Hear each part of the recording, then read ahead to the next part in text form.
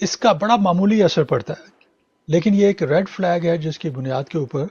Immigration officer یہ سوال کر سکتا ہے کہ جناب جس وقت آپ امریکہ سے آئے تھے آپ کے پاس ون وے ٹکٹ تھا، لیکن اگر اس دوران میں آپ جو ہے 6 منتھ میں واپس جا رہے ہیں اور اس وقت بھی آپ کے پاس ون وے ٹکٹ ہے، تو کویشچن یہ ہے کہ آپ ون وے ٹکٹ لے کے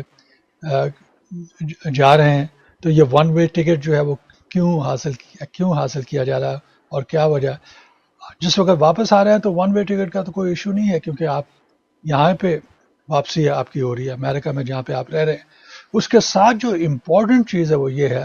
کہ کیا آپ نے یہاں پہ جو بھی آپ کی فائنینشیل لنکس تھے، مثال کے طور پہ اگر آپ جاب کر رہے تھے، کہ آپ نے وہ جاب ختم تو نہیں کر دی، آپ جہاں پہ رہ رہے تھے آپ نے کیا وہ جگہ جو ہے وہ رینٹ پہ تھی اور آپ نے وہ لیز جو ہے وہ ایکسپائر ہو رہی تھی، لیز آپ نے ختم کر دی ہے، آپ نے فون بل جو ہے وہ ختم کر دی ہیں، آپ کا بینک اکاؤنٹ جو ہے وہ ختم ہو گیا، تو ان چیزوں پہ زیادہ وہ توجہ دیتے ہیں۔ لیکن اگر یہ تمام چیزیں انٹیکٹ ہیں اور آپ کے پاس کوئی ایکسپلینیشن ہے کہ آپ ون وے ٹکٹ پہ جا رہے ہیں تو کوئی پرابلم نہیں ہونی چاہیے۔ مثال کے طور پہ کئی لوگ جو ہے